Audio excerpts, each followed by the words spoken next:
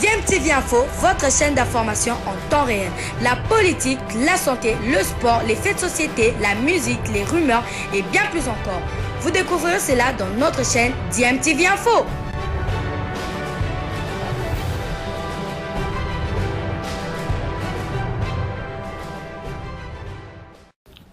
Vous êtes sur DMTV, bonjour ou bonsoir, tout dépend de l'heure à laquelle vous nous suivez. Tout plaisir est pour nous de vous retrouver, mais surtout de savoir que vous êtes nombreux en train de suivre votre chaîne YouTube DMTV. DMTV qui vous propose l'actualité, mais vous propose aussi des analyses et des réflexions sur des sujets d'actualité, sur des faits sociaux ou tout simplement des réalités que nous observons ici chez nous en République démocratique du Congo. Il est l'heure de notre tour d'horizon, le petit tour d'horizon que nous vous proposons, histoire de vous donner les quelques news que nous avons pu récolter pour vous en ce qui concerne certains internationaux congolais ou des clubs congolais qui évoluent ici en République démocratique du Congo. Pourquoi pas? Et ce tour d'horizon, nous allons le débuter en Espagne pour avoir des nouvelles d'un international congolais, Omenuke Mfulu, l'international congolais qui joue en Espagne en Liga et qui a fait en tout cas une belle saison avec Elche FC. Omenuke Mfulu est parmi les artisans qui ont permis à ce club de monter en Liga et de rester, de se maintenir dans ce championnat, mais arrivé en fin de contrat, il n'a pas prolongé. Il est donc parti du côté de Lille, du côté de Las Palmas. Omenuke Mfulu, finalement, il avait été annoncé là-bas, il est arrivé, il a signé son contrat, il a été présenté officiellement et il devra bien évidemment travailler dur pour permettre à ce club de retrouver la première division espagnole, Las Palmas, qui a connu la Liga et qui joue actuellement en deuxième division et compte bien sur l'international congolais, le milieu de terrain très efficace pour justement lui permettre de monter en Liga. Et Omenuke Mfulu n'a pas d'ailleurs manqué de s'exprimer dès son arrivée et ses premiers mots, il a déclaré il n'y a pas d'objectif fixé, je viens pour faire du bon travail. La deuxième division est une ligue très compliquée. La première chose que nous devons faire est d'atteindre la permanence et ensuite de jouer match par match. Donc voilà ce qu'a déclaré entre autres Omenuke Mfulu avant bien entendu d'évoquer aussi sa condition physique. 2 mois après avoir quitté Elche. Je suis arrivé après avoir été au chômage pendant 2 mois. Je ne me suis entraîné que pour maintenir mon niveau physique. Il y a donc du travail certainement à faire de ce côté-là. Et Mfulu, bien évidemment, en arrivant à Las Palmas, il n'a pas le temps de se reposer et doit bien évidemment s'activer le plus tôt pour se remettre en tout cas sur le même pied d'égalité que ses équipiers, ses coéquipiers, ceux qu'il retrouve à Las Palmas qui sont un tout petit peu en avance par rapport à lui. Je vais essayer de faire tout mon possible pour arriver au premier match et jouer. Je sais ce que le club attend de moi et j'ai parlé à l'entraîneur. Je pense que j'ai la capacité de faire ce qu'il me demande. Donc voilà ce qu'a déclaré Omenuke Mfulu. Ça s'annonce plutôt bien. Lui qui visiblement affiche une détermination à donner plus à ce nouveau équipe. C'est un défi. Lui qui quitte la Liga et qui va en deuxième division, il sait que l'objectif très clair est la montée et donc il va certainement travailler dur pour cela. Alors Omenuke Mfulu, bien évidemment, en signant son contrat avec Las Palmas, a publié un mot sur son compte Twitter, bien évidemment, ce mot pour annoncer officiellement qu'il est devenu joueur de Las Palmas. Il écrit ceci, bien évidemment, c'est en espagnol. Nous avons essayé en tout cas de traduire à notre niveau. Excusez-nous si la traduction n'est pas tout à fait fidèle par rapport à ce que le joueur international congolais a dit. Je suis très heureux d'être un nouveau joueur de la UD Las Palmas.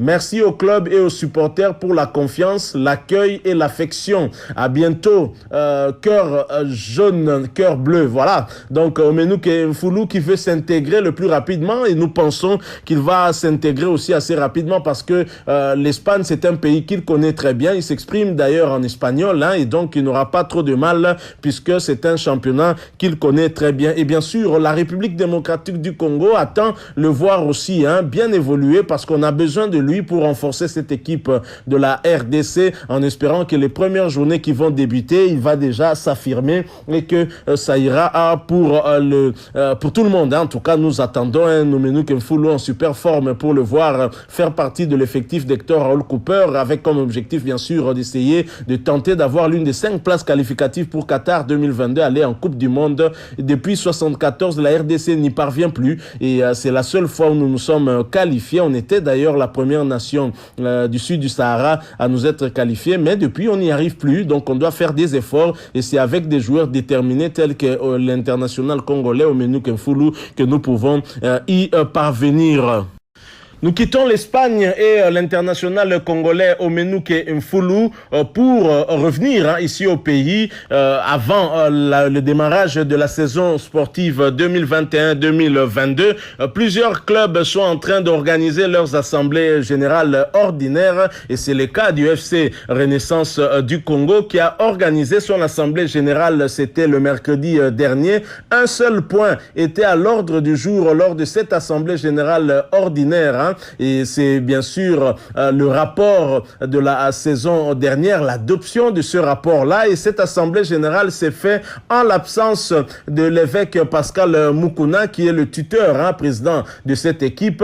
Une assemblée générale qui a été dirigée par le délégué de la Linafoot, maître Innocent Kibundulu, et le représentant de la direction des activités pratiques et sportives, bien évidemment. Le secrétaire de l'équipe du FC Renaissance Tutonda a présenté le rapport de la saison 2020-2021 devant les Oranges, représentés bien évidemment par les présidents sectionnaires, mais ce rapport a été voté moyennant quelques amendements. Et d'ailleurs, maître Innocent Kibundulu avait dû recadrer le secrétaire du FC Renaissance parce que dans ce rapport, justement, il y avait certains points qu'il devait élaguer. Je vous propose de l'écouter. Ensuite, nous allons revenir pour conclure ce sujet. Je vous propose donc de suivre maître Innocent Kibundulu et l'un des représentants des supporters du FC Renaissance qui s'est exprimé aussi après maître Innocent Kibundulu.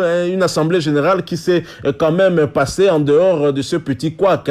C'est passé dans une ambiance bon enfant et suivant, et tout en vous rappelant bien entendu que vous êtes en train de suivre votre chaîne YouTube DMTV. Si vous n'êtes pas encore abonné, n'hésitez pas, abonnez-vous et n'oubliez pas d'activer la notification. Il suffit de cliquer tout simplement sur la petite cloche que vous verrez apparaître dès que vous serez abonné parce qu'elle vous permettra de ne plus rien manquer des prochaines vidéos que nous allons vous proposer. Suivant, nous nous retrouvons tout de suite après. Au cours de laquelle ont été adoptés tous les rapports, a eu la particularité de réunir autour de la même table toutes les parties dissidentes en vue de construire ensemble l'avenir de cette formation. Un seul point n'a pas donné lieu à un point de vue commun, c'est celui justement de la mutation de l'HPL en société. Cette question qui ne peut être traitée au cours d'une assemblée générale ordinaire a été renvoyée à une date ultérieure. Innocent Kibundulu, délégué de la Linafoot, fait l'éclairage. Makambu Oyebandi, à ce sujet, nous sollicitons l'approbation de l'Assemblée sur cette option que nous considérons ce n'est pas en Assemblée générale ordinaire qu'on fait des choses comme ça. Monsieur le secrétaire, vous devez élaguer ça. Cette Assemblée n'a pour objet que d'adopter le rapport de la saison qui vient de s'achever.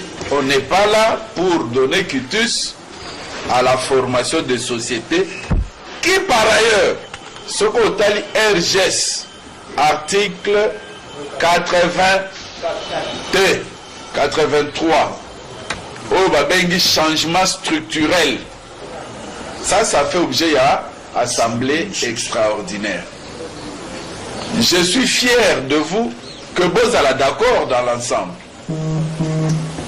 Alors, vous devez respecter ce que dit la réglementation. Je demande à l'Assemblée générale de considérer que cette matière de société n'est pas comprise dans ce rapport. Autrement, biso lina foot toko visa ngote. Je crois que DAPS est d'accord nanga. Puisque la matière de changement structurel ezalaka ya bango. Yé mutu akofanda place nga na fandi. Nakosi Déjà bon. Nako président assemblée te na misu na ye na yiba pouvoir na ye.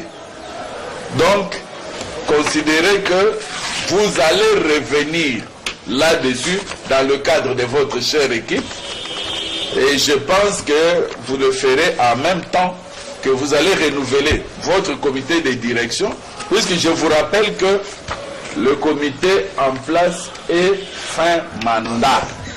Bientôt au mandat championnat. Vous n'allez pas commencer le championnat sans comité. Naïgana Baby Sabino déjà Moutem en vous annonçant la date de votre premier match d'adversaire, mais Nabombi Angona Olobango Sim. Abondant dans le même sens que les délégués de la Ligue nationale de football, le représentant des supporters des Rennais de Kinshasa, Roger Afata, a tout en reconnaissant les efforts conjugués par le comité actuel, celui de réunir toutes les tendances, appelé à éclairer mieux, à revisiter les textes qui mieux l'équipe en société. Je vous propose de l'écouter. Rapport via ndenge toyaki na assemblée liboso ezalaki na demande oyo moto nyonso ayebi président atindaki biso mpo tolai bacamp par camp. Bon, rapport mosusu eloko oyo biso tobetisi te ezalaki rapport à société. Alors rapport à société en tout cas mpona okende na bino na mokuse vi ya temps en tout cas biso nyonso toboyaki yango totelemelaki yango parce que eza rapport moko eza pena intérêt ya bana renaissance du Congo te. Alors moto ya kosala rapport à société c'est le comité okokota. Il a pouvoir, il y a aussi la même équipe vers société. Il faut revoir statut il y a côté à société, donc il faut tenir sur tous les tendances pour aucune société, il faut tous les tendances, tout vanda, tout ça la statut, tout tidiango avant à dénoncer statut. Donc salami na comité sortant, biso même sous alors on peut pas accepter ça. Mais et là on en remercie Papa Vec pour asangisi batunyoso, assembler l'équipe bien, mais là nazo senga nae à la sage atika la sage équipe. Donc là on a sengi na papier avec atika kolanda bato boye ba eli idete malobo asakanga ki aux états que sage équipe na ga osenga na papier avec à la sage équipe ngala benga na benga mikolo patriarche lelo to papier avec a bengi biso sangisi biso nyoso soki tozu solution te devant les supporters na papier avec na biso bato to na commission donc na ebité ba tendance nyoso to sangali to ebité ndenge to vivre devant les supporters donc yango to. Voilà, nous sommes de retour. Vous avez suivi cet extrait où Maître Innocent Kibundulu, juriste de son État, et bien sûr, le secrétaire du FC Renaissance est aussi juriste. Mais comment comprendre que le secrétaire du FC Renaissance, qui est un secrétaire qui a débuté avec ce club depuis ses débuts, puisse commettre une erreur pareille? Est-ce que c'était fait à dessein, vouloir parler justement de la question de faire du FC Renaissance société lors de cette assemblée générale ordinaire, alors que c'est une question qui devrait être abordée dans une assemblée extraordinaire, hein, avec le nouveau comité qui sera mis en place, puisque le comité actuel est un comité sortant et bien sûr la saison ne pourra pas débuter si il n'y a pas un nouveau comité à la tête de cette équipe. Et il faut noter qu'il y a plusieurs candidatures qui frappent à la porte du FC Renaissance pour prendre la direction de cette équipe. On signale notamment la candidature de Madame Marie-Claire Kengo, mais il y a également Willy Mandala qui annonce aussi sa candidature et qui sera d'ailleurs bientôt à Kinshasa. Et il faut dire également que du côté de la section football, on a des candidats tels que Eric Gbenye Moubali qui s'est aussi qui a déposé sa candidature auprès de l'évêque Pascal Moukouna, et le FC Renaissance veut renouveler son comité pour plus d'efficacité. Nous espérons que les choses iront pour le mieux. Et pour rappel, le FC Renaissance a terminé la saison dernière à la 9e place du classement du championnat national, et c'est un classement qui n'arrange peut-être pas les Banafibo. Il y a eu trop de problèmes, et même pour la saison qui débute, il y a eu également trop de départs, hein, signalé le capitaine de ce club,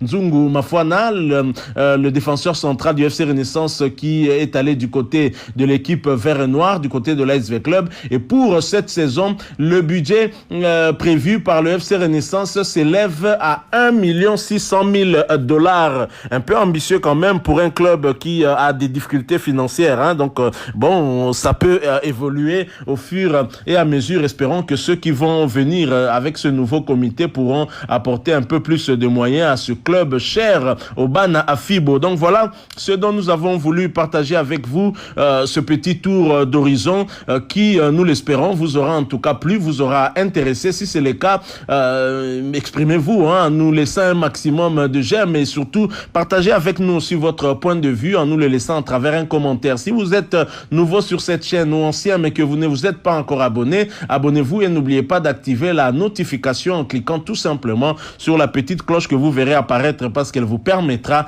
de ne plus rien manquer des prochaines vidéos que nous allons vous proposer. Encore une fois, merci à vous. Nous espérons vous retrouver bientôt avec un autre sujet d'actualité. En attendant, portez-vous bien et DMTV vous dit au revoir.